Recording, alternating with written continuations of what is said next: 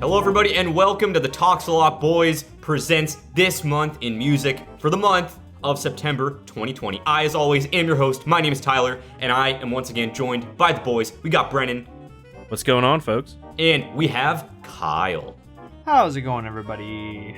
So, after the absolute just mad month of August where we had billions upon billions upon billions of songs and albums come out, September was a little bit toned down, but still full of some slapping songs. Some slapping tune baskets, as Kyle would say. Aha, yes, tune baskets. Yes. Yeah. So we're just gonna hop right into it. We're gonna talk about some of the albums that dropped this month that we are all very excited or not excited about. I don't know if any of you had joke picks this time.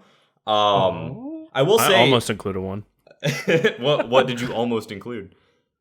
Well, I almost included an album that I hated, and then I'm like, well, Ooh. I'm not gonna do that. Well, what album was it? I want to know. Drop the hammer.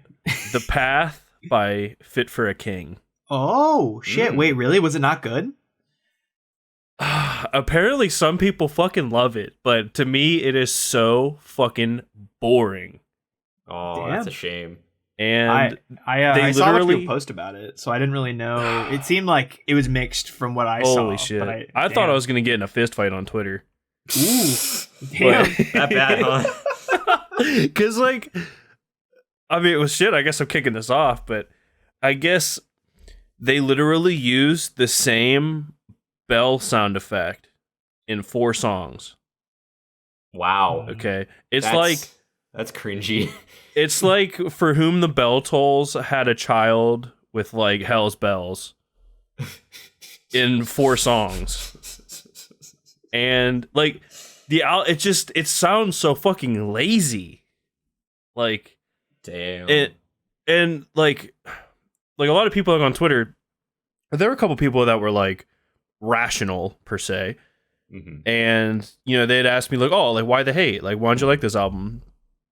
And I'm like, because it seems like a complete regression from what they've released in the past, like Dark Skies, like Death Grip. Like, those albums were like way more intricate and way more like, I mean, obviously it's Fit for a King, so you just come for the breakdowns, but like, even then, like, everything had like more substance. But then in this album, like, everything feels generic. They actually, so you guys know the song Walk from Pantera? Like, of course I do. Yeah. I'm the big Pantera fan right here. I've got it tattooed on my chest. As soon as you hear it, like, you would absolutely know what it is. But like, it seems like Fit for a King has like a cheap version of that song in the album, and I'm pretty sure it's the title track, the fucking Path. Oh, well, that's awkward. So It's not exactly what you want to put front and center, you know? I don't think. I don't know. Yeah, I mean, there's one song I actually like kind of like off of it, but I didn't think it was good enough to like, because like when I make these, I kind of want people to like listen to it and like somewhat enjoy it. So I don't know. I mean, unless people like simplistic radio rock now, which, I mean, well, fucking like Justin Bieber's popular, and like One Direction and fucking like BTS, like, they don't do anything like fucking like innovative. I would say like 90% of any like popular top 40 shit is not innovative or creative or objectively good. Exactly. So I mean, and that and that's like where Fit for a King's like heading, and like, I mean, like album sales, like, you know, they're doing really well in the charts. So I mean, obviously, like, the band itself is getting success. I just feel like they're cheapening themselves to accomplish it. Yeah, I mean, a lot of bands do that though, which is a shame. Oh, yeah. I mean, like, because I mean, Hands Like Houses is like at the pinnacle of that right now. Like, they're complete sellouts. Their music sucks. I included their new single in the playlist just because it came out, but I fucking hate it, and I didn't even get all the way through it. Oh, you hated it? it's- Oh, I thought it it's- was okay. It was. I mean, like, it's average, but it's like painfully average. Like, it just bored me. Like, because the Hands Like Houses recently has just been like obviously I'm not a fan of the last album they put out. Most people aren't. except for like their new age fans, like mainstream people. Because I guess like in Australia they seem to be very mainstream now, which good for them. But like, it's so fucking boring. And like the new songs they put out, it's either like, I thought that Space and I thought that The Water were both pretty good as far as like new age Hands Like Houses go. I liked them both. I saved them both. If they come on, sometimes I'll listen to them. But then like there are other songs that they've released, like this new one, I don't even remember what it's called. And then I think they had another one called like Headspace a few months prior. Not Space, Headspace, different song. That one was just bad. And like Dangerous. Dangerous. And like Dangerous is not bad, but it's like so aggressively mediocre that it just completely turns me off. It's funny that you say that, because thinking back to listening to it, I remember going, oh, this one's all right. And then I listened to it like I listened to the radio when I turn it on for like 5 minutes, and it's just kind of there. I don't like engage with it, but like it's on and it like has a beat that's meant to be created to pull you in. So you kind of bob your head a little bit. Not that it's necessarily good, but it's catchy and it hooks you. And that was what that song did. I only listened to it once, but that's my memory of it. So honestly, aggressively mediocre is definitely like the right fucking label. And that's really like the vibe they've been going for recently, which is a damn shame. And I mean, like, obviously, like, it's doing well for them because they're like pandering to, the fucking easy to impress, like, top 40-ish crowd, I guess. But they're just like, they used to be so good, and now they're just generic rock, and it's so boring, and it's so disappointing. And it just like, pretty much. And like, it'd be one thing if they like started out as a band like this, and then it would just be like, okay, well, they're like a generic rock band, they make generic shit, I don't care, and I would have never gotten into them in the first place. But the fact they started out so good, and like, this is what they've come to, just every time I hear their new stuff, it's like pouring salt in the wound. It's like, not only am I not going to be able to hear their old stuff ever again, but like, I also, like, this is what they do now. It's just so disappointing. Yeah. Well, I'll tell you what, boys. Oh my gosh. Enough of that sad, stupid song shit. Let's talk about those sweet albums we like. Yeah, let's talk about the ones we like. All right, so there were I had a pretty good chunk of albums come out. Mm-hmm. So I guess Deftones decided it wasn't 2005 anymore, and they dropped an album called Ohms.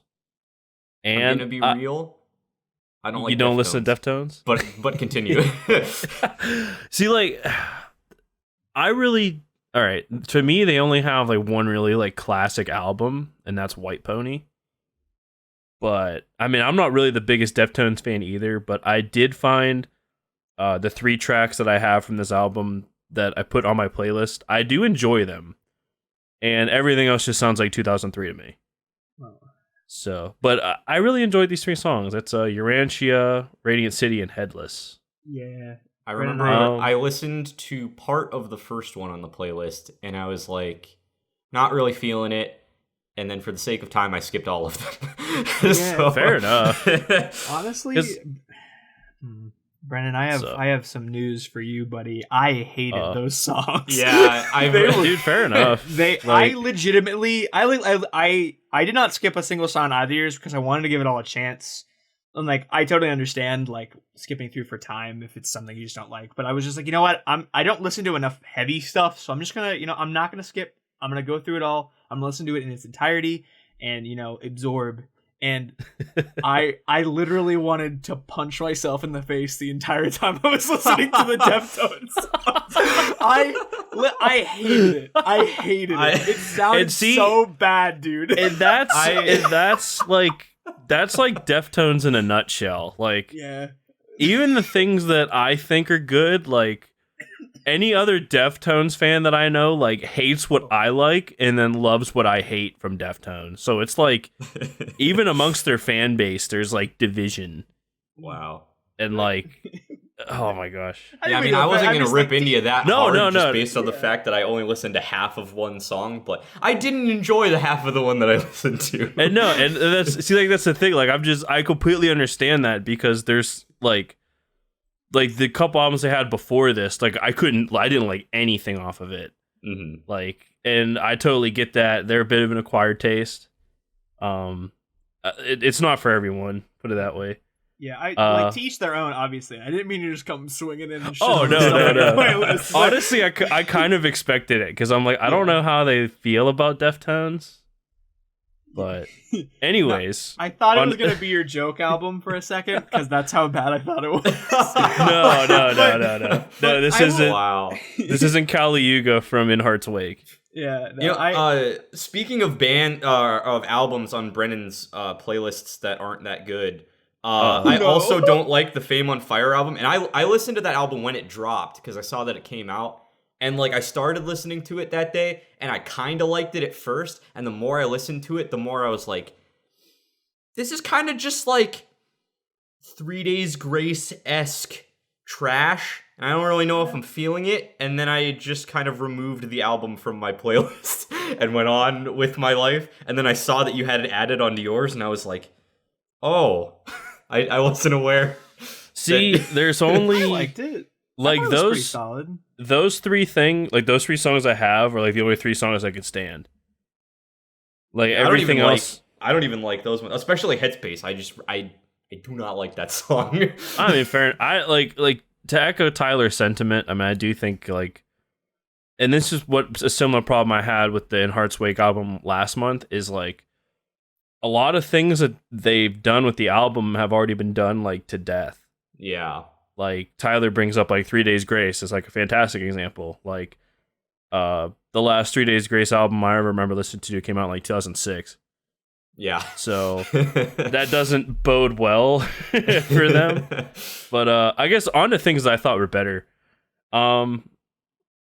This album, all right. Have you guys heard the Underperformer album from the band called Eyes?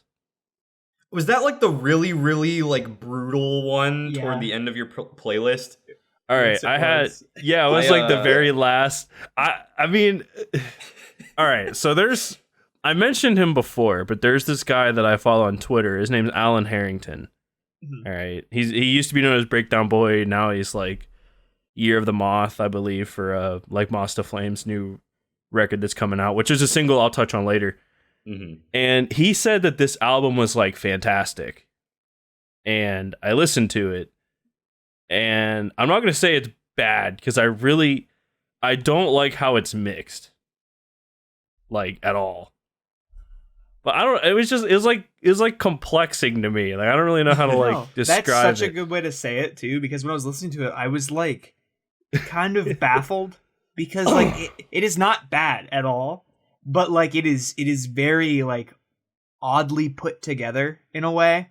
Like it seems like they were just like, you make a song like this? Nah, fuck it. We're gonna put it together all sorts of weird, and like it works. But like it's odd, you know? It's really like I honestly liked it, and I like we said I didn't really like I don't usually listen to the brutal shit, but like the way they like implemented it, where like it would just kind of show up.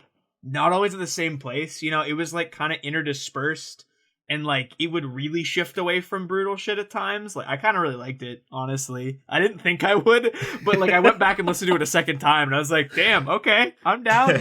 Yeah, like that's exactly like there was an album that came out earlier this year. I kind of showed Tyler like a song off of it. It's called I Let It In and It Took Everything by a band called Loathe. And like it's the same thing, like song structure is just like non-existent. Like we're just gonna throw everything people know about song structure out the fucking window, and we'll just kind of do our own thing and like just make this amalgamation of an album.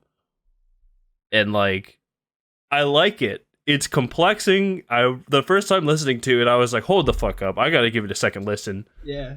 You know? And then I'm like, I don't care if Tyler and Kyle hate this. I'm just putting it on there. Oh my god. I kind of vibe with it, not gonna lie to you. It's definitely weird, but like in a better way than I was thinking. I really like the album art. It's very odd.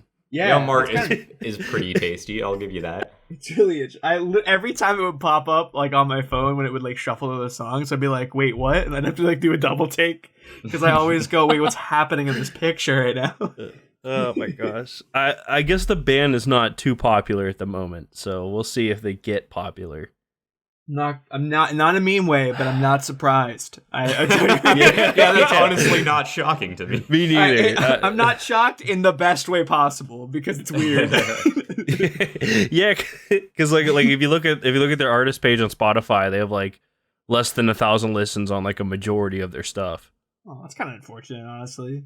I think it's very unique, and that should at least be appreciated, you know. Mm-hmm. Yeah, and like I said, I saw the guy like say like he was like hyping it up, and I'm like, oh okay, like I'll check it out. And then I saw they had like no listens, and I'm like, oh, all right, I'm strapping into something here. Other albums, I have 2 albums that. Well, actually, I have 3 albums. Holy shit, I take forever on this. All right, the Knuckle Puck album. Yeah. That was like the big release of the month for most. That and the Machine Gun Kelly pop punk album. Those are the 2 I was going to talk about. Yeah. Yeah. Those are the ones I wanted you to talk about. Yeah. Well, all right. I have one album that I think is like my album of the month, and I want to talk about after that. But Knuckle Puck, it is pop punk in its wheelhouse. Mm-hmm. I guess. I do have one major gripe, and I think this is more due to the label than them. They released a summer album as it's about to turn to fall. Yeah, it is fall. It is officially fall as of when that album came out. Like, all right, so like yesterday, I was driving my truck. It's raining. All right, this album comes on, and I'm looking around, and I'm like, this doesn't fit the mood at all. like it's fall. It's raining. It's Pennsylvania weather. Like it's cold outside. I need a jacket on, and I'm listening to Knuckle Puck. Like this album is brand new, damn near. And like I said, I don't know if it's their fault. It might be the label. It might be them pushing it back due to COVID. I don't know, but I feel like they just kind of missed the window that like this album would have been like appropriate for. And I guess like Machine Gun Kelly also, but like I feel like Machine Gun Kelly being like not of the genre and like just kind of stepping into the genre was like enough for his album to get like successful. Yeah, right. It's like an anomaly, so it kind of works. Yeah. It doesn't have to follow the rules because it already isn't an album that exists in its own rules, so like it's like just doing its own thing. I mean, I will say that like I was pleasantly surprised by the Machine Gun Kelly album. Yeah, like I was not expecting anything of it, and like it's actually kind of good. Like really I kind of really like it. I love that album, dude. I went back. I literally pulled up the full album and listened to the full album after because I was like, this shit is awesome. I was like, I was not expecting to do that, but like I saved the album. Like I enjoyed it. Yeah.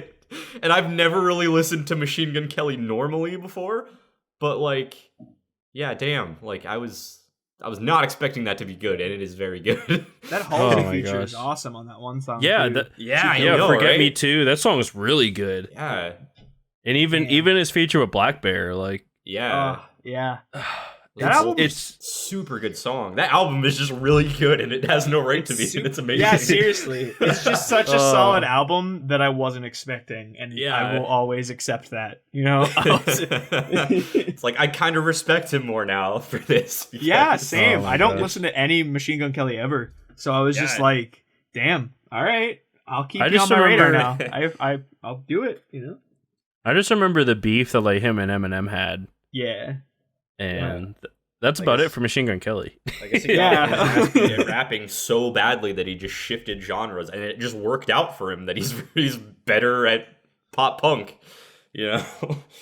But I mean, like, I don't like listen to his rap stuff, but like Machine Gun Kelly, if you're listening, because like obviously you are, do more pop punk stuff. You know, it kind of slaps. Not gonna lie. Yeah, dude. Do it, dude. I kind of love it. I'd listen to it. I am listening to it. Bring that shit. Like, give me more. Like 2 years from now, please release another one. And apparently, he's gonna release like a deluxe edition soon. Oh shit! Like, I saw him on Twitter. He's like, if this gets like so, like, I think it was on Twitter. I could be wrong, but he's like, if this gets like so many retweets and likes or something, I'll drop fucking a deluxe. Damn. That's dope. And it way outdid that. He's like, all right, I guess a deluxe coming. And I'm like, oh shit, give me more. Like, but yeah, I was pleasantly surprised that this dude could just come into this genre and like just take it over, basically.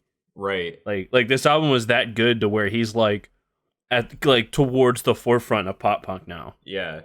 It's like, crazy that like Knuckle Puck is obviously like a big name in the pop punk scene, and like I feel like MGK's first attempt at pop punk is better than Knuckle Puck's like 10th. Yeah. That's just my opinion. Like, I'm not a Knuckle Puck fan. I don't really listen to their shit too much. I'm probably out of line with saying that, but like that's just my viewpoint. Yeah, I feel like this album dunked on Knuckle Puck's 2020 release. Yeah.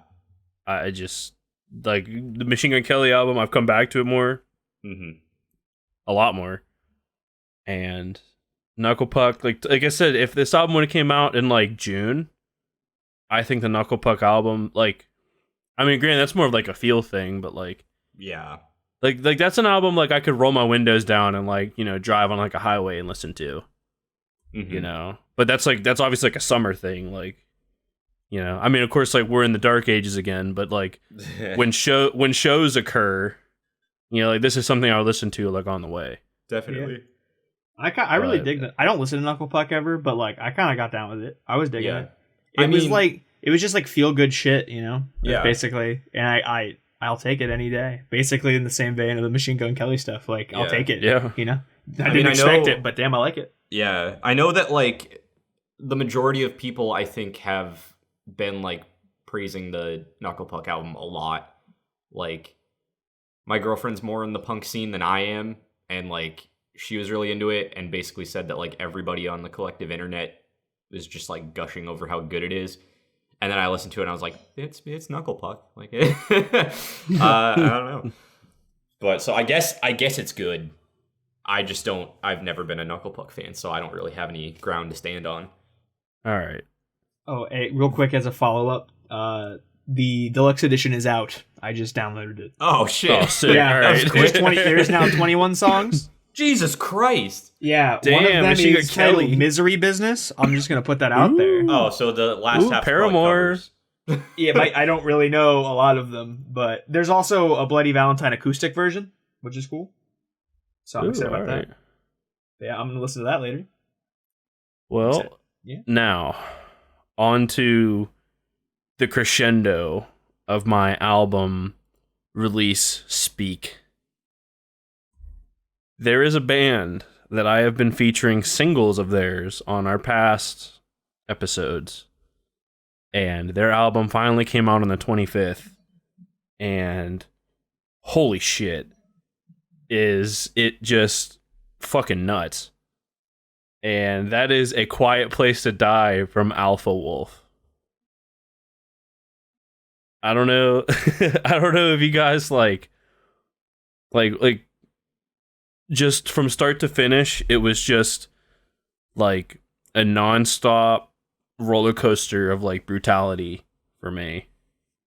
And I included all the songs that weren't like featured as singles before, and goddamn, like it's like just a collection of like just hate-filled chords and breakdowns, and the vocalist using like really good like voice control, and it's probably my album of the month, if we're being honest. It's just it was that, like, earlier I was bitching about the Fit for a King release and how like boring it was, and then I listened to this and I'm like, yeah, fuck, this is 20. Yeah, fuck.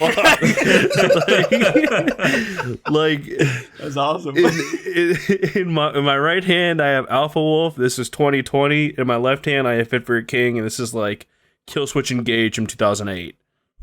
Like, that is like totally just the fork in the road I found myself at. I'm like, yeah, I'm gonna go with Alpha Wolf. And damn, I thought it was that good. Of course, it's not perfect. Like, it is kind of one note, but they bring the pain and they bring it like the entire time. So I really dig it. So nice.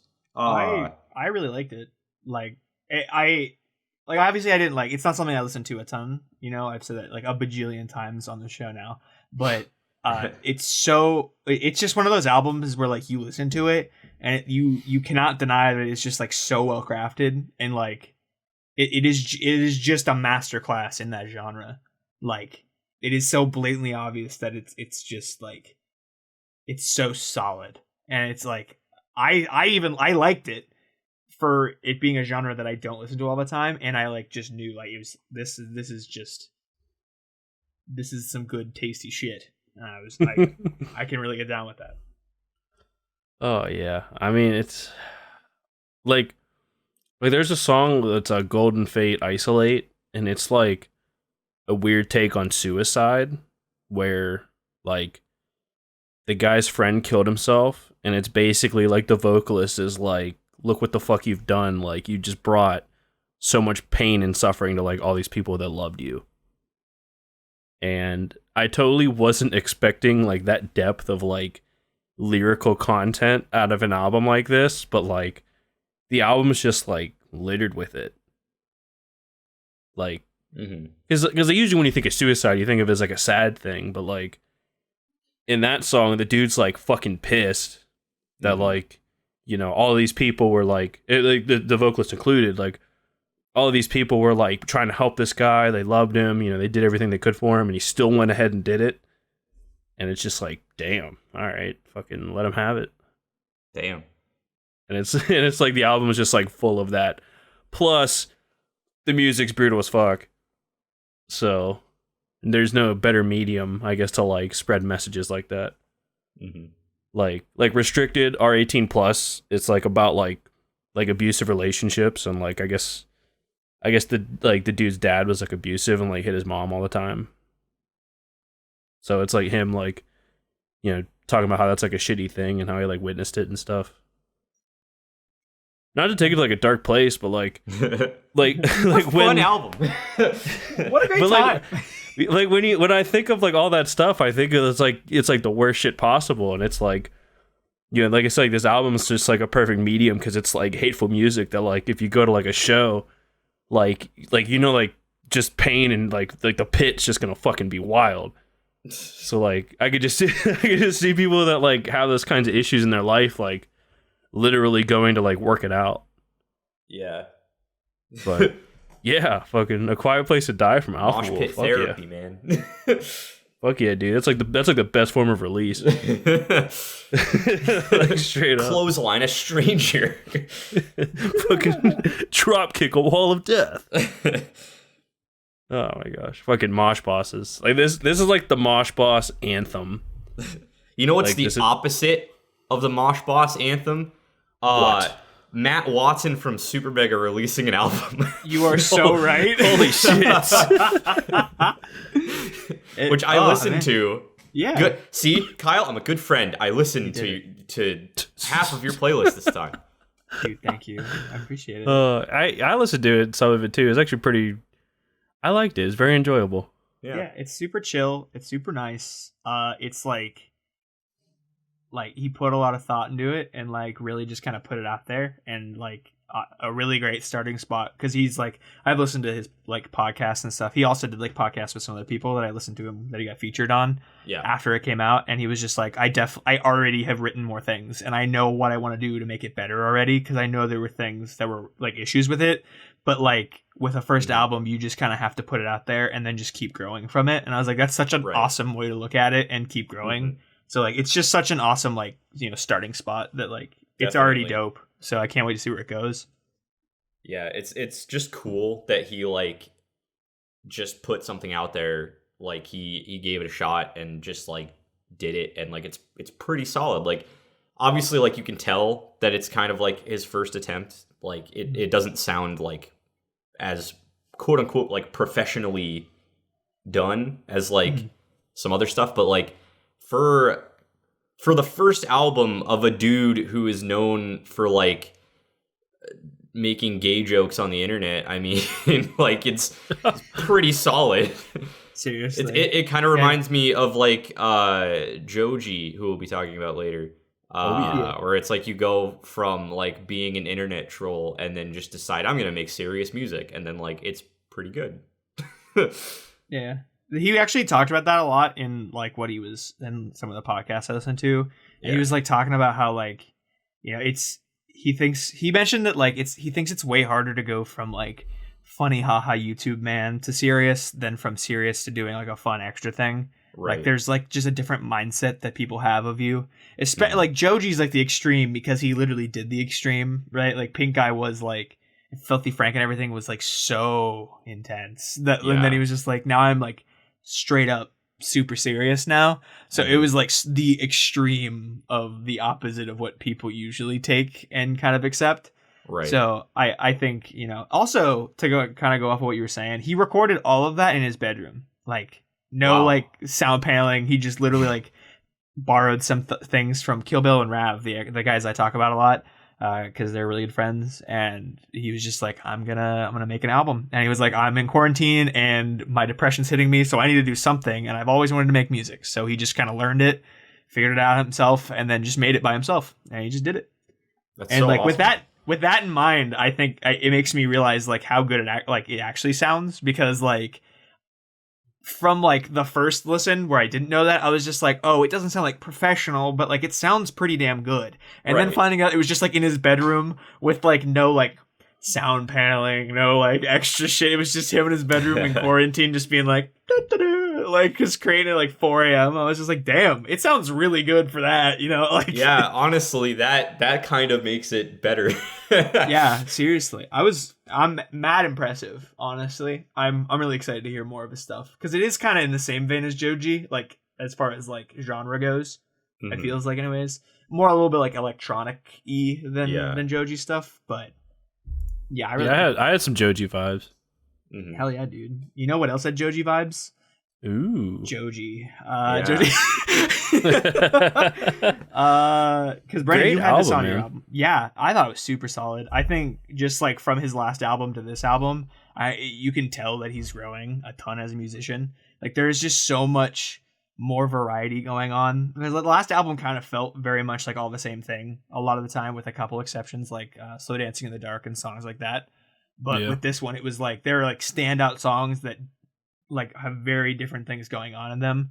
The one that really impressed me that I did not expect was Mr. Hollywood specifically. Oh my gosh. Oh wow. I listened to that like every single day since that album has come out, because I think about it so often. There are like times where like the end of a phrase, he's holding out a chord, and then he comes in on the next phrase with like another chord, and they fit together really crunchy, cool way, and then he like sings off of that. I'm like, whoa, this is like real, like this is some complex stuff that like he really hasn't like touched in before, that like he's doing really well. I was like, damn, this is sick. He's come so far just from like those I remember back like when he was like, I'm gonna do music, and he put some stuff out, and it was just like, all right, dope. And then like we'll see where this goes. And I'm kind of hoping that's kind of what happens with Matt Watson, because it seems like he's kind of mirroring that almost, where it's like, all right, pretty cool. Let's see where it goes next. And now Joji's grown into like a more complex musician that I'm hoping, you know, Matt Watson kind of follows suit in that. Not to mean that like he's like the same as Joji. I don't want to do that to the sweet lad, but I hope he kind of has that same trajectory, because it'll be nice. It's gonna be fire. Hell yeah. Tyler, what do you think of that Joji album? I liked some of the songs. Yeah. Yeah. Which was more than I thought I would. Like I started out, I didn't listen to the full album. I just listened to the ones that Brendan put on his, because I was like, that's a long album. Yeah. I'm just gonna listen to the ones Brendan picked. That's right. And like it started, and like the first one or two I listened to, I was like, yeah, this is just Joji mumbling to the same shit over and over again. This is very much what I expected. Not to shit on Joji, I just think a lot of his stuff sounds the same. That's why I don't really like it. And then some of the other ones came up, I was like, oh, this is different. This is nice. Mm-hmm. I can get behind this. That's kind of the gripe I had with his last album. I mean, like Kyle touched on that. Like it it was very much like kind of one note. Yeah. But like this album, I feel like yeah, he like brought that back like a little bit on some tracks, but then like Mr. Hollywood, like even like Nitrous, like there were like some songs where he like really like expanded upon, like you know, he like brought out like different things and like things he didn't really try before, but on this album he like really made it work. Yeah. And I really fucking dug it. I'm like, damn, like I mean, like what I have on my list, like I had like probably my favorites, and then I didn't want to bring it up in my album talk because I figured like you have literally the entire album, right? Yeah. So I'm like, well, damn, all right, I'll let him have that one. Yeah, no. I think going forward, I'm gonna start doing like a couple of songs from the album because like most of the time I just go, I like this album, and I put it on there, and then I go, wow, that's really daunting. Maybe I should just pick a couple songs. So I'm gonna start doing that from now on, just for put that in the public eye, I guess. All like 10 people that listen to our playlists, but yeah, these are our lowest viewed podcasts. Yeah, they are. If anybody actually listens to the fucking playlist we put out. Yeah, I mean, I'm glad we do it because it gives me new music to listen to. So, oh, yeah. It's literally all I really care about. So I hope other people get that same enjoyment out of it too. Same. I mean, these are literally my favorite podcasts to make just because I like talking about this shit and I love making the playlists and stuff. I don't really care that nobody watches these, but maybe someday. We care. No, wait, we care. We care. We totally put my life into the shit. Put my life into hitting the plus button to add the album into the playlist. Oh yeah, when I'm on my PC, like it takes so much to just drag and drop. Yeah, no, man. So I do that for you, viewers. I mean, come on. I just, I'm gonna be very candid. The first one of these I cranked out in a day, and then nobody watched it. And then the second one, I was like, I'm not gonna be as on top of this. And then we got about the same. So this one, I'm probably I don't know when I'm gonna get around to editing this and putting it up. Maybe this weekend. It doesn't matter. It doesn't matter anymore.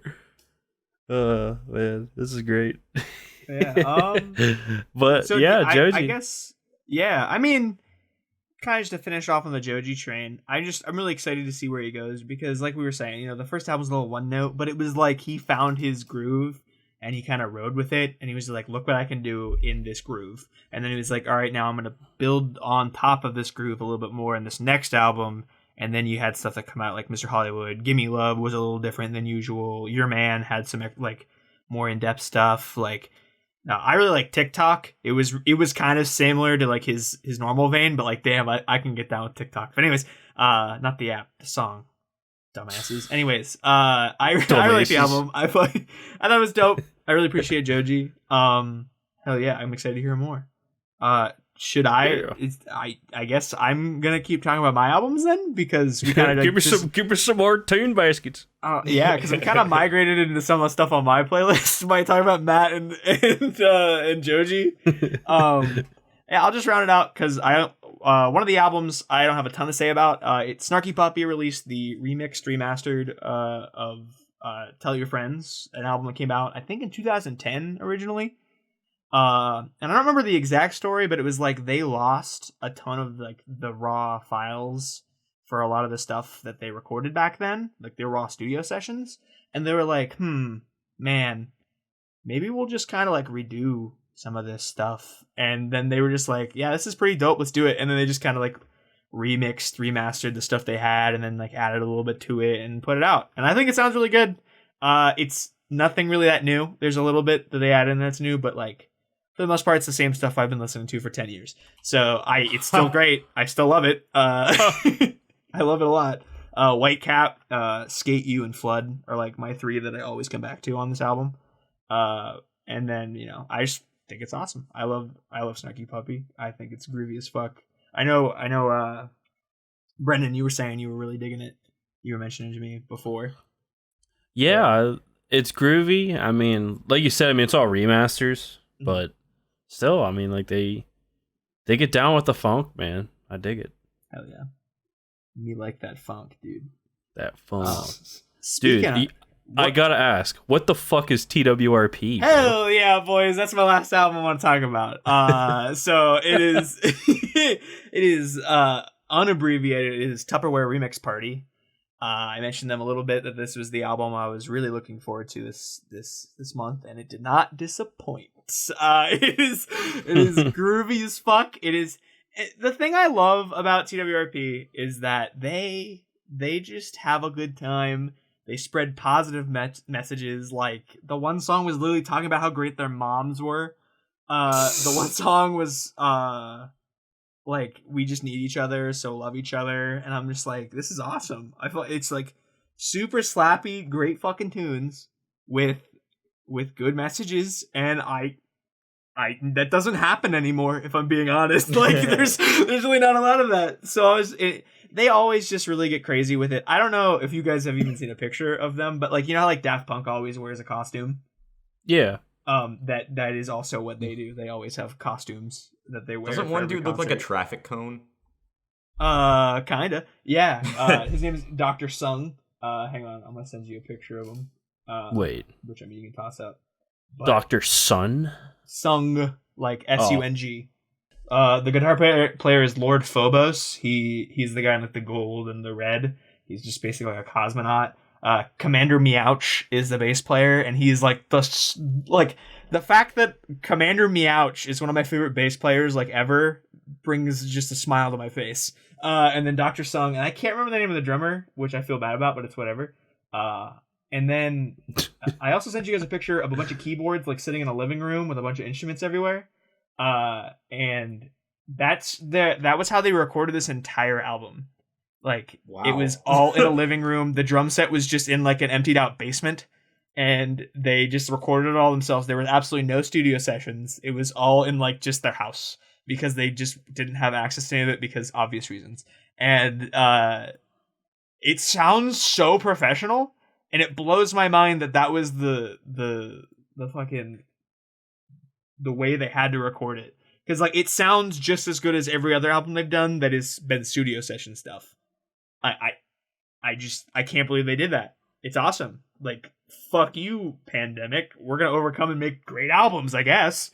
But yeah, I love the album. I think there's just not a bad song on this album. It's all really groovy. It's got like I mentioned before, I think I mentioned a little bit last week, how the lead singer does talk box, and then they'll have like other people come in and feature that just do like normal singing.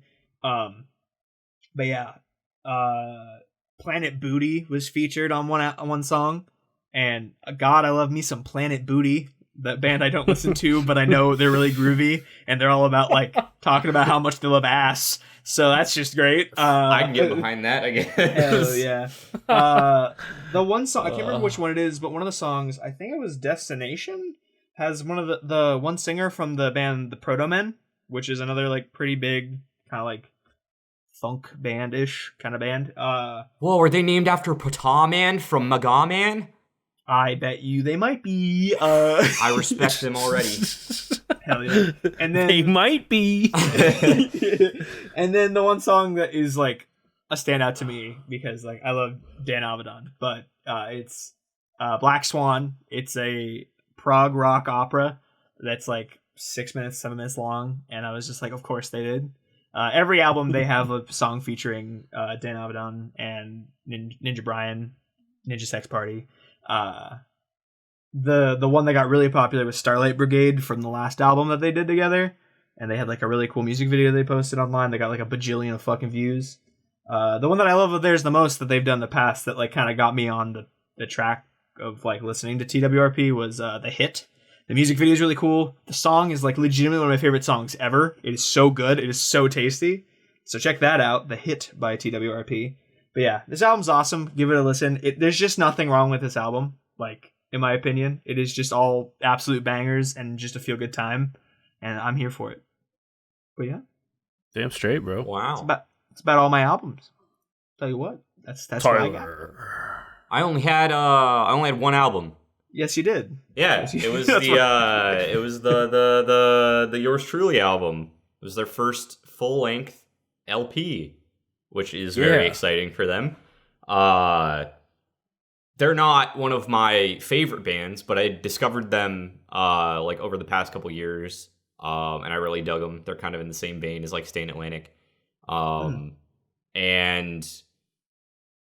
yeah, I mean I don't have much to say about it. I thought it was a really solid album. It doesn't really do anything to like push the envelope at all, but that's not. I mean they're a pretty like generic pop punky type band, so like I didn't expect it, but like I don't think there's any bad songs on it. It's a very solid album. Hell yeah. I have no complaints. I also don't really have anything to say about it because I don't think it's like anything crazy special. It's just, if you like good pop punk with female vocals, listen to that album because it's pretty good. Yeah. That's all I have for albums. I mean, I mirror those sentiments exactly because I really don't know a lot about the band. But I was listening to it and I was like, damn, this is super good. I really dig this. I'm probably going to come back to this at some point because it's super solid. And I would not be disappointed if this came up in a shuffle. So Yeah. I remember you showed me the song. It was called Circles. Yeah. That's still probably my favorite song by them. Yeah, that song was really good. Yeah. But I listened to a little bit of it. It's not bad. It's definitely a good like debut LP. For sure, yeah. Like, there's nothing like really wrong with it. It's not like super wow factor, but it's just like really solid. Yeah, it's definitely a good like foundation for their like first album to kind of like expand on in the future. So yeah, good stuff. Good job, Australian people. Yeah. Keep making good pop punk bands. Keep it up. Oh, Alpha Wolf is also Australian. Of course they are. Literally everything good is Australian. That's a lot. TWRP's Canadian, but damn, that's a curveball. Oh, I was expecting all that.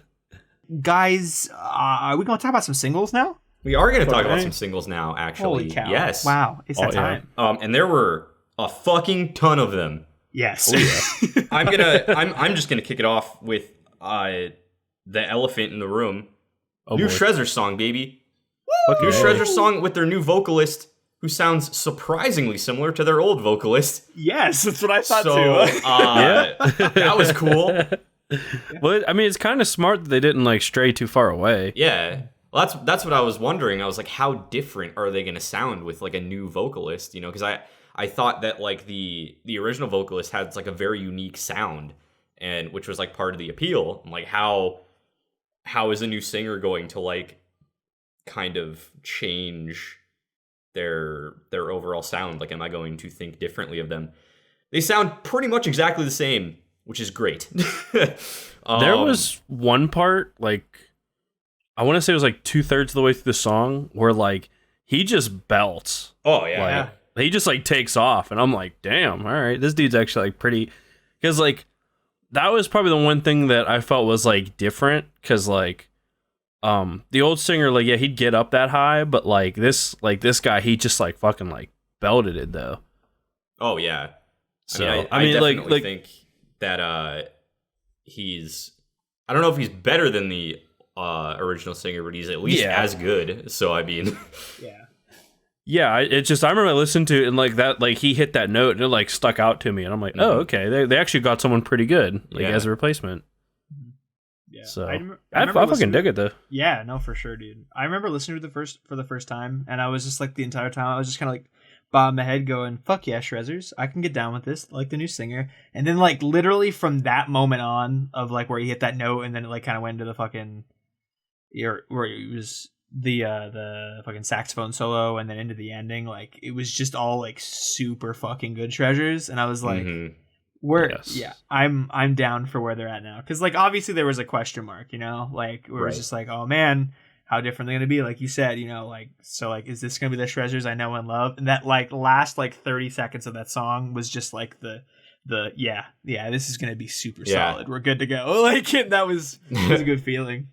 I was down. Yeah, definitely. I mean, not to spoil anything, that's probably my pick of the month for singles, because like, oh shit, I mean, it's Shrezzers. Shrezzers. You can't go wrong with Shrezzers. To this day, they still have not released a single bad song. Correct. Yeah. Incredible. Keep it up, boys. if you listen to you one viewer who listens to this podcast, yes. If you listen to nothing else of any of this stuff that we talked Check about out today, Alpha Wolf. listen to Phoenix by Shrezzers, and then listen to all of Shrezzers if you haven't already. Yeah, Shrezzers fucking slaps. This is a Shrezzers promotion episode. This is Yep. all about Shrezzers. We're It was a one bunch of song. we're a bunch of Shrezzers simps. 100%. No Simp September is over. Time to preach. That was a thing? Yeah, that was the meme, Yeah, I guess. apparently. That was the meme. No Simp September is over. It is time to simp for Shrezzers. I thought it Love was them. just Simptember. I simped for everybody last time. September. Oh, yeah, you got the wrong memo. I misinterpreted that. yeah. That should totally be the focus next year. It should be. Just September. September. I'm starting now. If September becomes a thing, you can come back to this here podcast right now. I'm officially the one who started it. Correct. Yeah, Totally. September. We made that. Yep. Don't let anyone tell you differently. Tyler, what else you got? I have a lot of shit, dude. I think the next biggest one for me was probably the Makari single, and their announcement the next month they're releasing a new EP, which is pretty fucking dope. I'm very excited for that. Yeah. I like Makari a lot. And the new one was the new single was very tasty, as are all of their songs. So yeah, there's that also. Brendan, did you listen to that one? Not really. No, I didn't even know they released one. Oh yeah, because I know we had like talked about it a little bit before the podcast. I don't remember if you said you had checked it out or not. Because I know listen to them occasionally. Yeah, like I had one of their singles on last month, but I remember like I saw it was on yours like just now, like right before. I'm like, oh shit, I didn't realize they released one. Mm-hmm. So yeah, dude, I'm really looking forward to the EP. Yeah, it's gonna be fucking tight. That's like the only thing I really know of like what's coming out next month. But I guess we'll get to that point later. See it. Yeah, don't you worry. I've got a lot, think, so thank Coletta released a new single that I actually really liked. Like they're a very hit or miss band for me, but I very much enjoyed the new single that they put out. Cool. And I think they're leading up to an album or an EP or something based on the fact that they keep putting out the same album art, and the fact that like the end of this song has like a reprise of the one beat from their one single they released like last year. So I'm pretty sure that's going to be on it too. But yeah, it's a very weird song. They're a very weird band. It's really catchy and I like it. It's been stuck in my head for a long time, all month basically. I just it's super weird. It's not for everybody, but I dig it. And I think I like this single in particular more than any of the other singles they released prior to this, which is only two other ones before their last EP. But yeah, I don't know. This one just really did it for me. I was very pleased with that one. Another one that's been stuck in my head. I mean, unless anybody wanted to comment on that. Oh, I was just gonna say that I dig it a lot. I didn't, as a person who doesn't listen to Coletta at all, I didn't realize it wasn't songs from an album because, like, I wouldn't have known that they were like individual songs with the same art. So every time I saw the same art, I was like, oh, it's probably like songs from the album, and they're just like, maybe they just like when they released the single, it was like, here's the art again or something, or like I didn't really know what the situation was. So I was like, oh, it's just the same album. But now that I know, I'm now hyped because I've been really liking all the Coletta stuff you've been putting on. Mm-hmm. I also did not know anything about them before you mentioned them, and I know you didn't. It's a relatively new thing for you too. So I was like, damn. All right. They're not that new, because I originally started listening to them like a year ago, and I know I showed them to you when we were drunk one time, and you liked it. And then you apparently saved the album and then listened to it the next day sober and didn't like it. Wait, what album? You telling me about that? What album was it? Hang on, I'm now. Oh, shit, and I was like, awesome. That tracks. I mean, it's pretty weird. That tracks. That tracks. Wait, what was the name of the album? Now I gotta know so I can resave it and re-listen to it again and probably still not like it. It's very weird. Like, I don't really like their unclean vocals very much. I just really like the weird like trancey shit that they have going on. It's just a very unique sound, and doesn't always land, but when it does, it's pretty cool. Can I name a good song off the top of my head? No, because I'm not a real fan. But there's that one that's like really so good, shitty. and that's the one I would recommend. But I don't remember it, so I would just recommend Blue because that's the new one that I like. Yeah. Another one that I liked, which like if the fucking Shrezzer song hadn't come out, this probably would have been my pick of the month. But there's a song called Sway by Bearings that I really liked. And I had never listened to this band before, but the day it came out, my girlfriend is very into the pop punk scene, as I think I mentioned earlier. But she texted me and was like, "Hey, the new Bearings song is awesome." I was like, "I don't know who that is." And she was just like, "Well, look it up and you'll like it." And I did. And it's it was very good.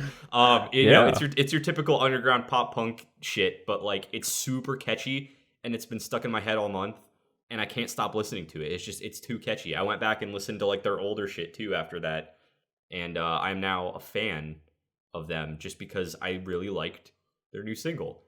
And I'm assuming that they're probably leading up to an album or an EP or something too, which is very exciting.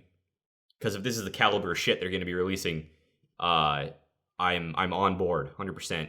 Very pumped about that. Dope. Yeah, punk, baby. I don't know anything about the band, but the song was good, so that's pretty cool. I don't know enough to say any more about it. So that's cool. It's just a pleasant surprise, I tell you what. Mm-hmm. I guess the last ones I really want to touch on are Lauren Babick had 2 collaboration covers this month, and they were both extremely tasty. Like, I would go to a fucking bistro and order that shit and pay top dollar for it. That's how tasty this is. It's like a macaroon covered in magic. I don't know what the fuck macaroons are.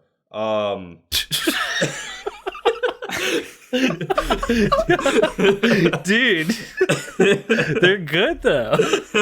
They look good. I don't know what they're made of, but that's what these singles are. That's what these singles are. They're sweet Lauren Babick macaroons. It's like I have no idea what the fuck they are, but I want it. The first one that came out was a cover of "Every Time We Touch," which was too good. It was better than it should have been, honestly. I mean, it was so my good. gosh! Every time we touch, awesome. I didn't know. I didn't ask for it. I didn't know I wanted it, and then they gave it to me, and I have it, and I love it. It's so good. If you liked the original song, then boy howdy, gosh darn it, listen to their cover of it because it's a time. Let me tell you what. Oh my gosh! I have a pretty funny story. So there was this guy I used to play football with. His name was Jesse DeVuvi, and we called him Webby because he was like, he played center, and he was like this really big blonde dude, kind of like the old Steelers center Mike Webster. You guys don't know who the fuck that is. But like me and him were like really tight. You know, he was a senior when I was a sophomore, and then he was also a junior when I was a freshman, obviously. But like me and him got really tight because like, I don't know, like he just seemed like real to me, you know? Like he was like just real cool, me and him, you know, whatever. And we got on the topic of music, and we like revealed to each other that one of our guilty pleasure songs was Every Time We Touch. Hell yeah. So before every football game, me and him would like, oh my God. we would listen to Every Time We Touch. And like fucking like, we'd be like on the bus, like singing and shit. And people would like look at like teammates would be looking at us like, what the fuck? Oh my God. Oh my, it was incredible. And that's how I knew like me and him were like ready to go. Yeah. You know, like I wasn't ready to play a football game my freshman or freshman or sophomore year without listening to Every Time We Touch. That's incredible. So dope. So, yeah. it's like totally not the song you should be listening to getting ready to play a football game. I mean, I would argue it's the perfect song to play before a football game. Give that energy, boy. Oh my gosh, Webby. I gotta like send this to him. Be like, dude, you gotta listen to like this part. That's awesome. Oh my gosh, it's incredible. Wow. But yeah, dude, this shit fucking slapped though. Yeah, dude. Oh, yeah. It's fucking great. Same with the other cover. Oh yeah. Also, and then Lauren Babick did another cover with someone called Kay Enagonio, who I've never heard of, and Christina Rotondo, who I follow because she's amazing and she's in a band that only has like 2 songs. Like legit, I think there's only like 2 or 3 songs, and they're both amazing. And all of her solo stuff is really good too. She does covers a lot. She has a really nice voice. Check her out also. But they did a cover of Sorry You're Not a Winner by Enter Shikari, and it was really good. I am probably the biggest Enter Shikari fan out of the 3 of us. Definitely, yes. And I remember for me, I tell you what, like I remember when that album came out. Mm-hmm. You know, back in the day. And like I remember the first time I ever heard Sorry You're a Winner, I was just like mind blown. Like that and Okay, Time for Plan B, like both those songs were incredible. Mm-hmm. And I mean, I still think that version's better, but this is the best cover. I don't even think anybody's ever like attempted a cover for the song, but this is like one of the best covers I've ever heard. Like straight up. It's so good, dude. It's It is so good. Incredible. I can't stop listening to it, man. Oh my gosh. And like I've never been like a big Enter Shikari fan, but like I don't know. This cover is very well done. Oh, and I mean even like the original, like I always thought like that song was just a work of art. Oh yeah, I agree. And, like just because it's like it's so out there, and then like there's claps, you know, there's like the chorus is nice, and there's like a nice like soft bridge, and then like a breakdown that just fucking brings the house down. They have one of the best breakdown starters ever, which yes, is like y'all know that Brennan and I love stupid breakdown starters. This one has a fucking doozy of one. What?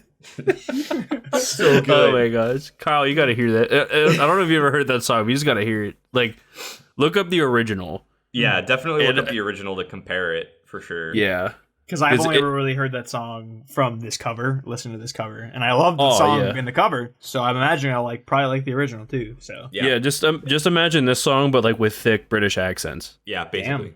And in 2007, like that's that's the original Enter Shikari version. Damn, all right, I'll check it out. So, but yeah, it like Tyler said, it's a doozy, and like this like cover just like nails it though. Yeah, it does it justice in a way that like shouldn't even be possible. Oh my gosh, fucking dude, sick picks, bro. Yeah. So that's all the singles that I am going to touch on of my playlist. But who would like to go? Actually, no, fuck it. I'm not gonna let you choose. Brendan, you had some 6 singles on your Holy playlist. Holy shit! And I wanna talk about some of them. I want fucking the one by 100th, I think, was my favorite one on your. Yeah, bottle it up. That I didn't know what I was listening to, but I enjoyed it, and I enjoyed it so much I went back and listened to like all of their other stuff immediately afterwards. And now I think the EP comes out on like next week or something. Yeah. And I'm pumped for it. I've never heard of these people, and now I'm just like very highly anticipating this EP. They underwent like a complete metamorphosis. Like they used to be like a hardcore band. Mm-hmm. Like back with like Break Free and like Live Today, like they had some really heavy shit. Damn. But you wouldn't know it from hearing that song. Yeah, like they had an album in 2015 and an album in 2011, and they had one before that. But like those albums, they were like stick to your guns. Like oh, Jesus. Yeah, like almost like they were like that, like Counterparts. Like I don't know if you guys ever heard of them. Yeah, but, like that's like who they used to be like. And then you probably heard the album Rare. Yeah, that's the one I listened to. And like my favorite song off that's Neurotic. I fucking love that song. Oh yeah, that's a good one. But yeah, like that album, they just like completely changed their sound. And then they had another. Well, it's like they had like a kind of like a redo, I guess, called Ultra Rare. But like this bottled up somewhere in Slack. Mm-hmm. Like it's so good. Yeah.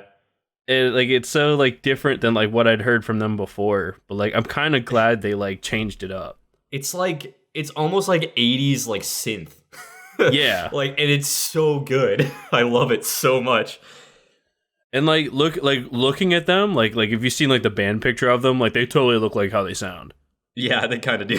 like the picture where it's like three dudes like with guitars and like synths, like that's exactly what it is. Yeah. And yeah, their album comes out October 9th, so a week from tomorrow. Yeah. Yeah, dude, fucking like I remember like that one because like I said, I used to listen to them back in the day, like when they were like heavy, and I'm like, wait a minute, and then like I listened to like their newer albums and like their newer stuff, and I'm like, damn, they fucking switched it up, dude. But fucking yeah, dude, that wow, I had so many singles. Yeah, you had a ton. Holy shit. The Bring Me the Horizon one was surprisingly good. I don't really fuck with them too much, but I really dug that one. All right.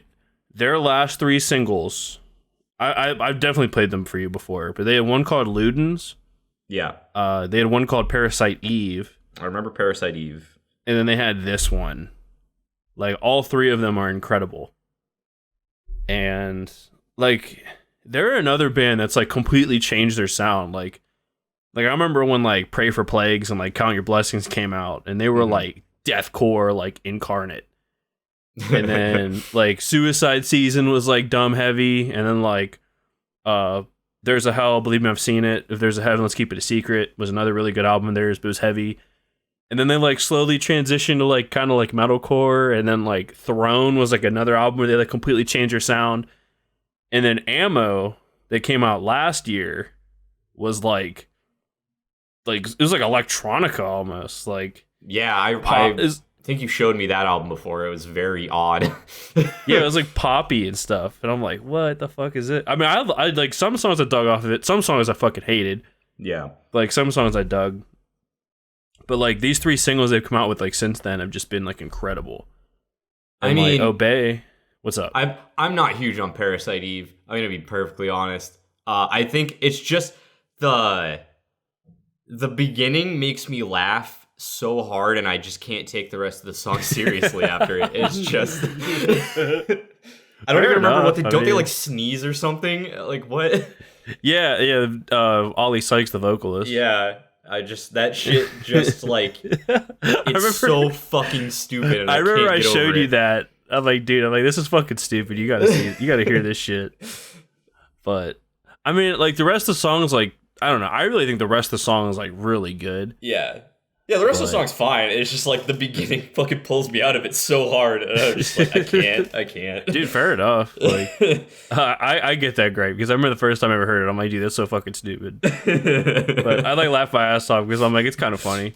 Yeah. But and then like this one with Youngblood, which is like totally odd. Like I wasn't expecting them to do a collab with him. Yeah. But the music video is hilarious. I don't know if you've ever seen it or not. I have not. But yeah, fucking Obey by Bring Me the Horizon. Check that shit out. Holy shit. They're almost like an Issues replacement band called Catch Your Breath. Oh yeah. I really liked that single too. That was another one that I ended up liking and like adding. Oh yeah. Shit. Yeah, Criminal. It was almost like it's kind of like Issues. That's like the closest thing I can like compare them to, I guess. Yeah, I can definitely get that vibe. Yeah. Fucking yeah. And then Year of the Moth, or YOTM from like Moss to Flames. That, I mean, they're coming out with an album on October 30th, which I guess we'll get into that, but I'm like really pumped for that shit. Mm-hmm. But another solid single. I'm really hoping that this album they come out with is like their true like redemption, because their last 2 albums kind of sucked. And their first 2 albums were like really fucking good, so it kind of sucks that they like fell off like that. Dragged Under's. What's up? I was gonna ask you a question about one of these. What's up? Because what's up with that A Marionette song? I hate it. That's a cover. I was gonna say, I figured it was. I mean, I thought it was pretty dope. I was just kind of confused. I was like, "Whoa, this is different." I was down, but I liked it.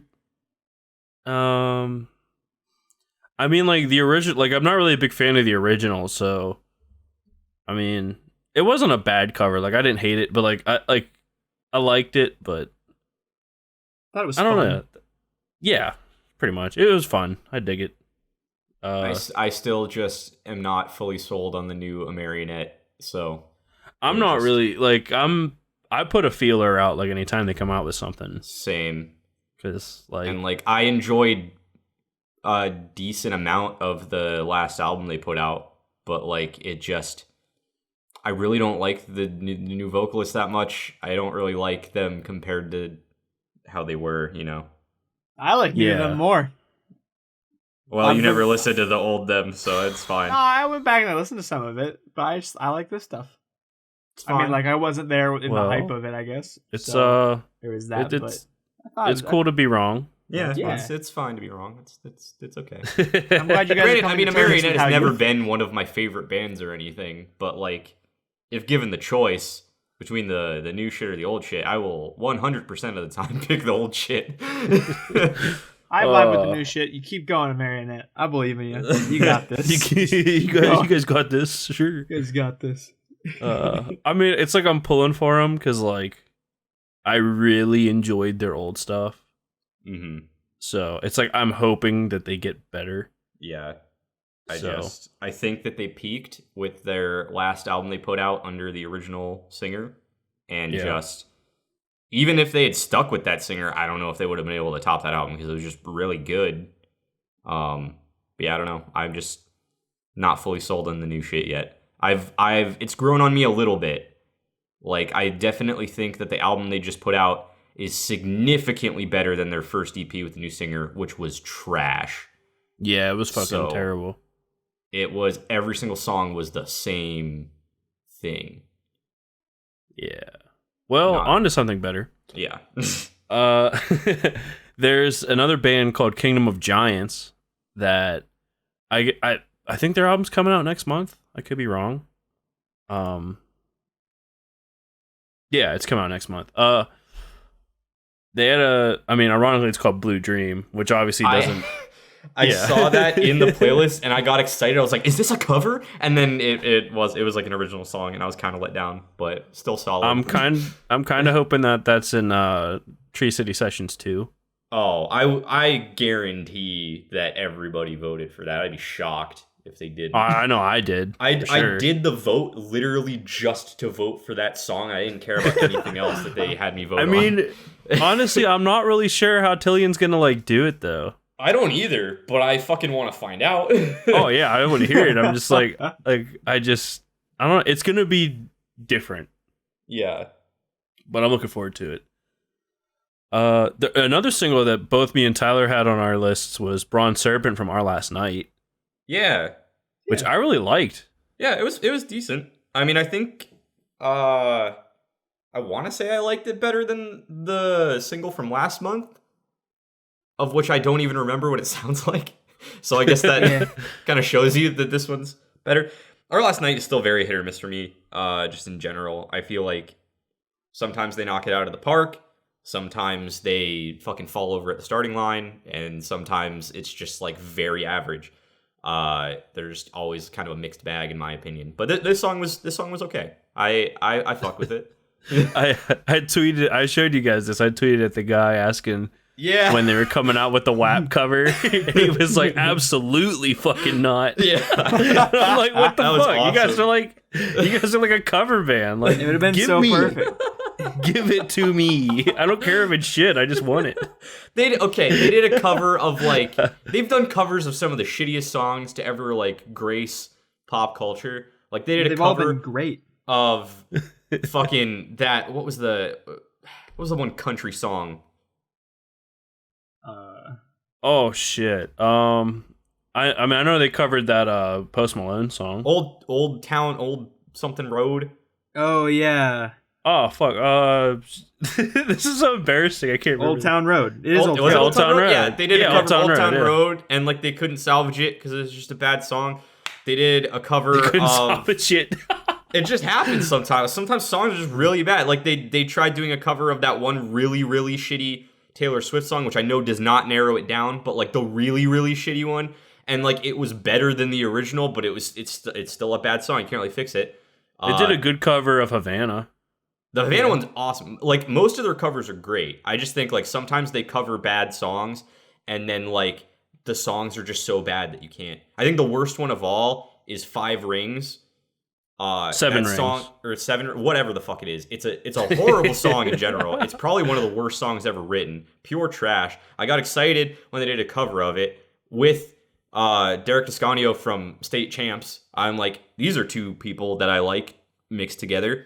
It's a shitty song, but Our Last Night can sometimes salvage things and make them sound better. So I listened to it, and it was still a bad song. And it was still a bad song. That's how you know that your song is fucking trash. If Our Last Night covers it and it still sounds bad, then you wrote a bad song. That's so true. I still wish they came out with a fucking WAP cover, dude. I don't think anybody wants that. No, everyone wants it. That's the opposite, Tyler. I don't think there should be any covers of that song. Ironically, 100%. I mentioned Counterparts before. Yeah. I saw that their vocalist was like, dude, Our Last Night, where the fuck's my WAP cover? Are you fucking serious? Yeah, and I was like, holy good, shit. dude. Oh my God. It would be so good. It would not be good. Yes, it would. What are you talking about? It would be good in the sense that it's like funny that they're doing it, but like it would still be a bad song. No. Dude, who knows? It might be like I'm Blue or whatever. But I'm Blue in general is a great song even before the cover. Let's be real about that. I could fuck with the original version of that song all day. If you told me I could only pick one song in the history of all songs to salvage and all other songs in all the history of all time or to be removed from Earth, I would pick Blue. Footloose. Oh. We're on different pages. What the fuck are you smoking, Kyle? Kyle, what the fuck is that? Kevin Bacon is what I'm smoking. Wow. Right? It's fucking Footloose. Hot take. Damn, Footloose is a smells like terrible Kevin movie Bacon up in here. with a terrible soundtrack. Wait, Fuck. what did you just say? I said Footloose is a terrible movie. It's my hot take for today. Blue is the greatest song of all time, and Footloose is trash. Blue one everyone agrees with, but you came in here and in the last 10 minutes have shit on one of the most popular songs of last year, Seven Rings, and you have... It's a bad song. I don't feel bad about saying that. If people think that song is good, fucking fight me in the comments. I know you won't because no one's listening to this. But if you actually think that Seven Rings is a good song, then you have bad taste, and that's a fact. I will die on that hill. Let's just move I can't on say I see any lies. I don't respect anybody who thinks that song is even okay. Okay, well, let's just move on ahead, I guess. Damn, Tyler's about to start fucking Civil War. I gotta put my foot down about it. It's a very serious issue. This song is bad. Okay, well. I mean, I had a bunch of other singles, but holy shit, this thing's already too long. But Kinda, sorta. I mean, yes. Kyle, why don't you hit us with some before we wrap this up? Yeah, what's up, I didn't Kyle? have too many singles, so it won't take me too terribly long. My YouTube corner this week is this month is very tiny. Oh shit! Play the intro. Kyle, you still have to make an intro for this, by the way. Yeah. Ready? YouTube corner. And What we're in the YouTube corner. Fuck was that? That was perfect. Welcome to the YouTube corner. Cut that. Put it Put a drum beat under it. Ship it out. It's perfect. Tyler, Shit yeah, that shit. Tyler put a really great drum beat under it and cut and paste that every time it's time for Kyle's YouTube corner. My fucking god. Anyway, Kyle, continue. Yeah, my YouTube corner is really tiny this week. One of them isn't even on my playlist because it never came out on streaming services. Insane in the Rain music, talk about him all the time. He's in the process of making his Year of Sinnoh, as I mentioned literally every time because I always add something from it because it's always the best. It's the Galactic Battle theme, Team Galactic Battle theme from the Sinnoh games. And in the music video, if you want to go listen to it, and it's not on my playlist, so if you go the extra mile, which is farther than you're already going because there's like 2 of you listening, you can watch a great video where he wears the Team Galactic wig the entire time he plays the song. It's great.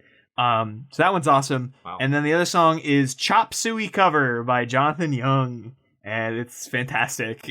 I love Jonathan Young. His cover of Chop Suey was dope. It was really cool. Kind of brought some new stuff to the table with it. And I was worried. I kind of was just like, it's Chop Suey. What's he going to do? And then he did Jonathan Young things and made it even better. Which I guess is kind of a hot take because everyone loves Chop Suey. But that is a spicy take right there. I am not going to say that it's better. But I am going to say I really fucking liked it. Okay, cool. I was like, I don't know if you're about to be like, you blasphemous fuck, or if you're going to be like, yeah. Because, like, for me, Chop Suey is like, it's like a classic movie that, like, you think shouldn't be remade. Yeah. Like, because, I mean, I fucking love that song. Like, pretty much anytime, like, me and Tyler go to a show, that song gets played like sometime in like an intermission. Yeah, and like everyone and their mother in the crowd just like sings along and like, it's like a vibe, you know. And like that song will always be classic. Like there's just no ifs, ands, or buts. And I'm gonna be honest, I was fucking afraid when I saw that it was in your playlist. I'm like, oh no, like, it's like, I got the same vibes like whenever I saw that they were making like Jungle Book and Aladdin and like all these other movies like live action, because I'm like, whoa, like why is Disney touching this? You know, same thing with like, why is Jonathan Young touching this? And then like, you know, like, yeah, like I was just afraid it was gonna suck. Yeah. And then I listened to it, and I'm like, it's really good. That was the same vibe I got when he did Blue, too, honestly. Speaking of Blue, I saw that he was doing the song Blue, and I was like, oh no. And it slaps so hard. So I was like, this works. It's fine. Everything's okay. Yeah. I'm not going to say that Chop Suey cover was better, but it was really good. It was probably the best he could have done. Hell yeah, and for that, I applaud him. Well, this has been it for my YouTube corner. That was a short-ass YouTube corner. Yeah, there wasn't a lot this month. But yeah, play the intro in reverse to exit out. Boom. Oh, okay.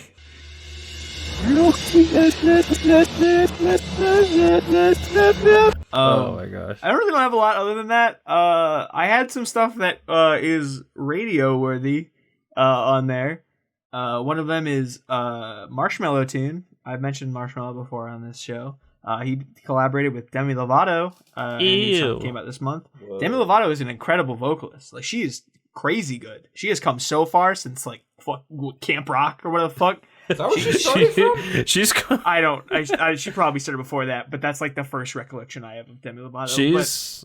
She's come pretty far from fucking hitting that smack though. Yeah, she's got some crazy good vocals in some of her like stuff I've heard her do on the radio before.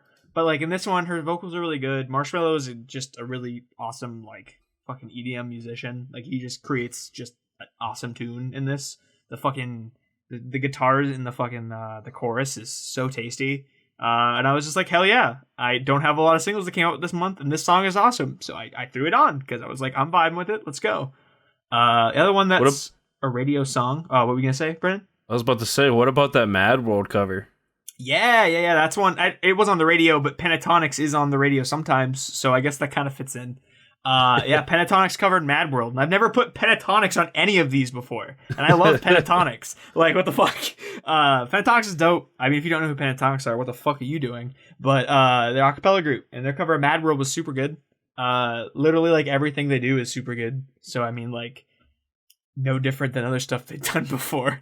But I have a new appreciation for them ever since I saw them live. I got to see them live one time, like, pretty close. I don't remember when exactly it was, but it was like end of 2019. So it was probably one of the last concerts I saw live, and it got like like there was like a huge storm coming, so they had to stop like after the first song, and everyone was really fucking bummed. And they came out and they were like, "Fuck this, we're gonna sing Hallelujah because you like that one." And they like there was like almost no lights because they had to turn everything off because like the storm was coming. It was all like very raw. The five of them just standing out there, and they just sang Hallelujah with like just out in the open.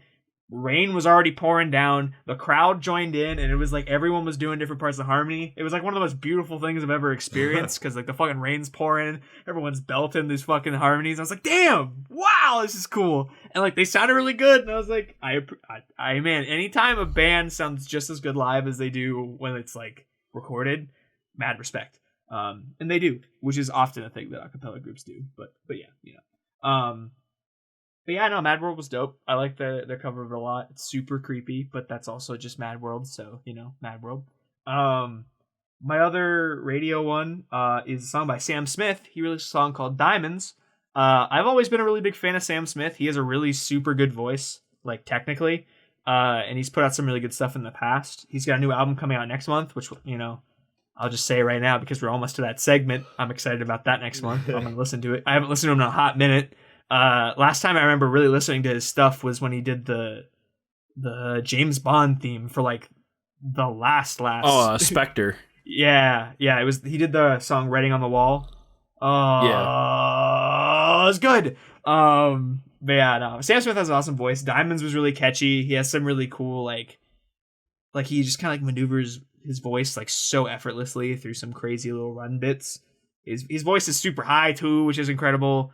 Yeah, he's awesome. I'm excited about that, and I think the song's dope. Other than that, ooh, that was kind of it. I threw the Acacia by Bump of Chicken on there. Because that was my exact reaction. I'm like, what the fuck is this? So a J-pop band named Bump of Chicken made a song called Acacia, and it was in collaboration with Nintendo to make a music video to celebrate Pokemon, just in general, I guess. Celebrate Pokemon. Oh, that thing. Yeah. Yes. Yeah, I saw like the animation. Yeah. Because it was like all over everything. Because I'm like I'm huge into like art, animation, all that kind of stuff. So like on my Instagram, it was just everywhere. And then Cody showed it to me, and I'm like, this is the tightest animation I've ever seen in my life. Yeah, it's probably. So it is beautiful. It like also like with the music and the music video playing, and it like just goes through so much of like what Pokemon's done. Like it goes through the generations so fast and everything. Like, oh man, it was emotional, dude. I was like, ooh, that's my childhood. Ooh. And so yeah, I loved it. I threw the song on there because like it's more for the music video, and the song kind of like adds to it because the song is like really good and powerful too. But yeah, I think check out that music video. The only other single I had, though, was a song by Ben Wendell. And I haven't talked about Ben Wendell ever on this podcast either. He's a really great musician. He's more in like the jazz classical realm. He did a very famous album a couple years ago called The Seasons.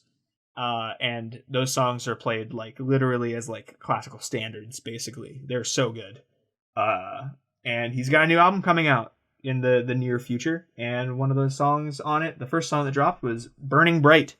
And it's real nice and jazzy, and I like it a lot. And yeah, those are my singles. They're pretty neat. Acacia should have been a collab with the Acacia strain. That's where I thought you were going with that at first. I was like, Nintendo did a fucking collaboration with a J-pop band to do an Acacia strain song.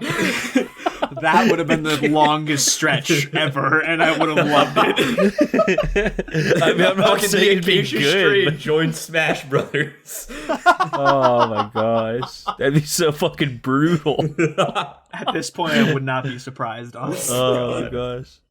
I think, you know, we made it through our albums, we made it through our singles, and we're here. We've alluded to it many times, but now that we're done talking about this month, what do you guys have that's pretty exciting coming up next month? Wow, way to jump the fucking gun, Kyle. Song Thanks. Of the month? Thank you. Oh, that's a thing.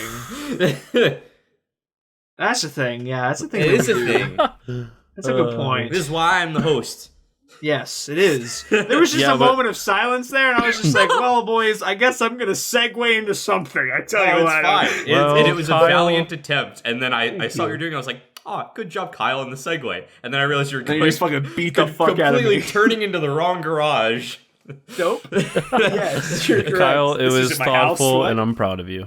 Thank you, buddy. I appreciate it. So before we get to that part, Yeah. does everyone want to tell me their songs of the month? All right, fucking Rick. Don't judge me. I'm drinking water. It makes me gassy. Everything makes me gassy. What the fuck? You're gassy, man. Tyler, you're like just like digestive system like confuses me. Oh, I don't get it either. It infuriates me. Speaking of gas, my pick of the month is Phoenix by Shredders. Bringing that fucking gas, homie.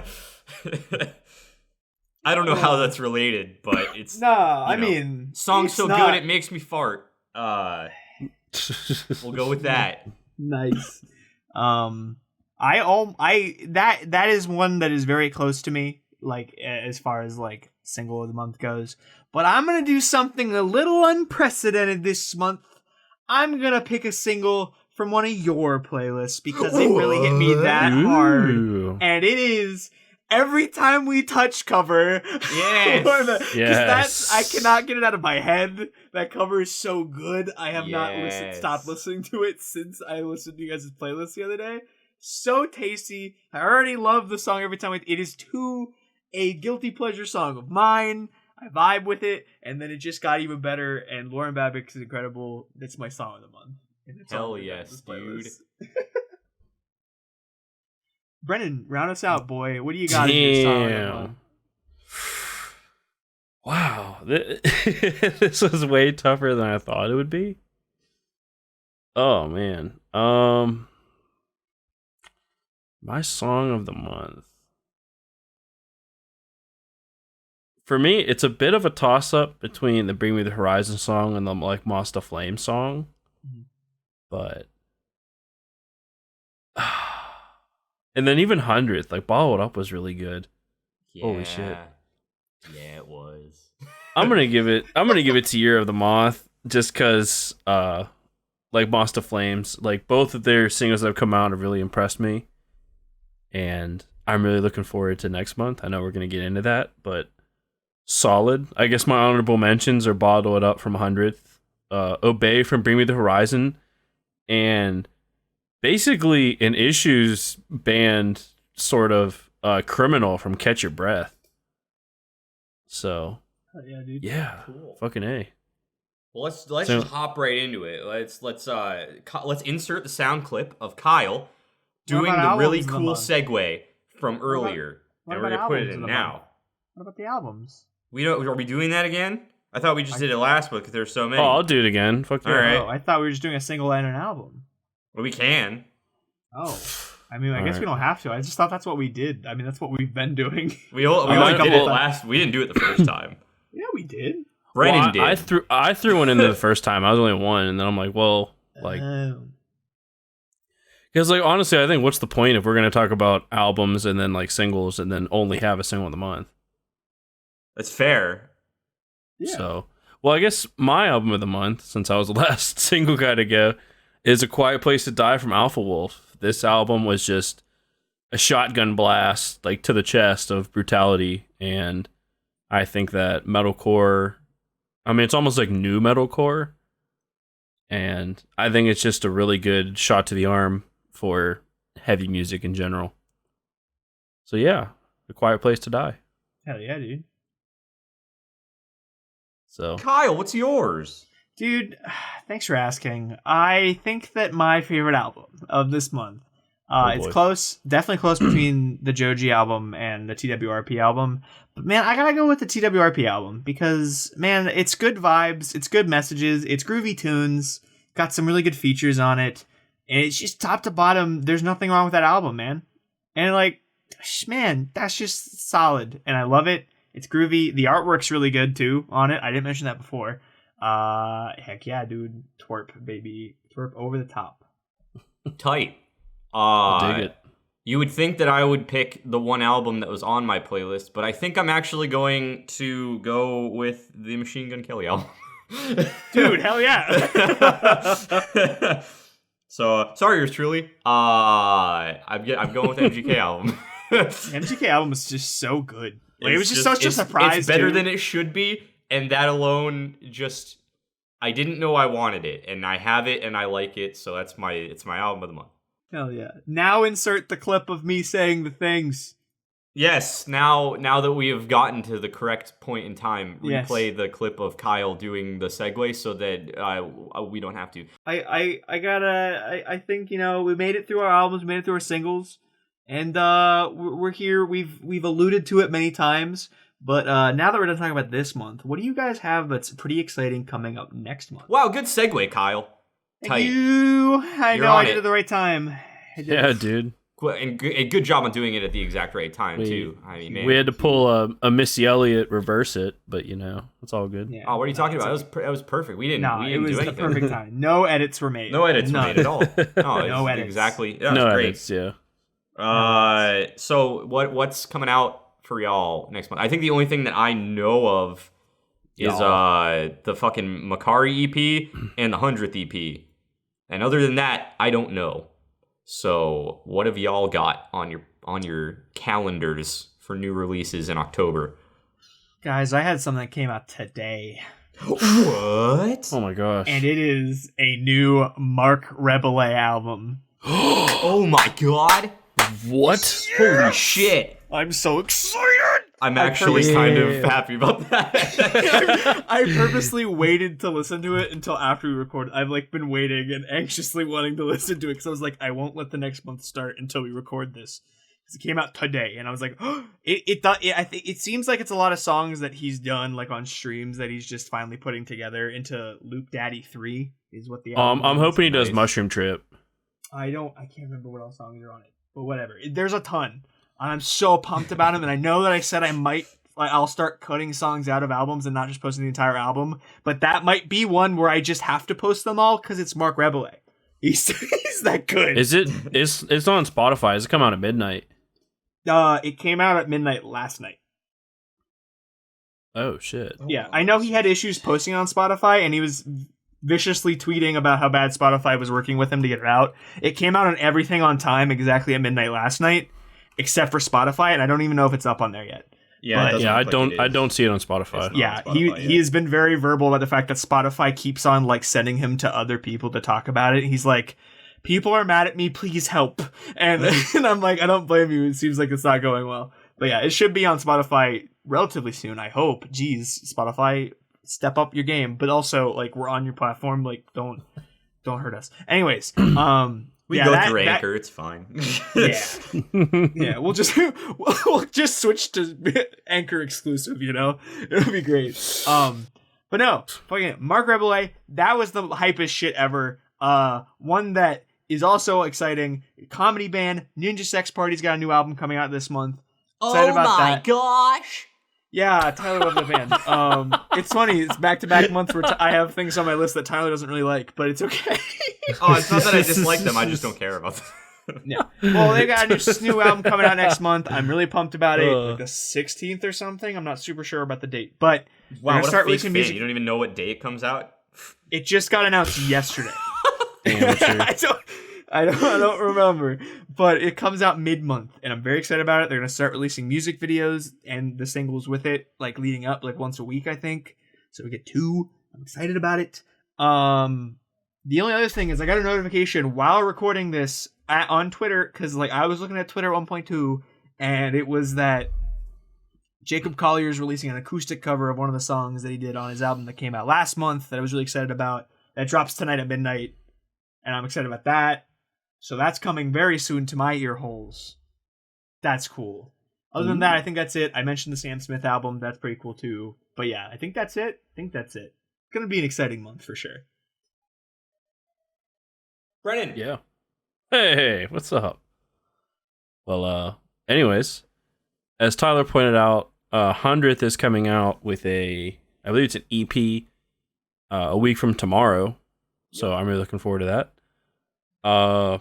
Kingdom of Giants If you haven't heard of them, go check them out. They're kind of like, I guess, metalcore. I've already like compared them to anybody, like kind of like Currents. I don't know if anybody's like ever heard of them, but I have. Yeah, wow. Currents, baby.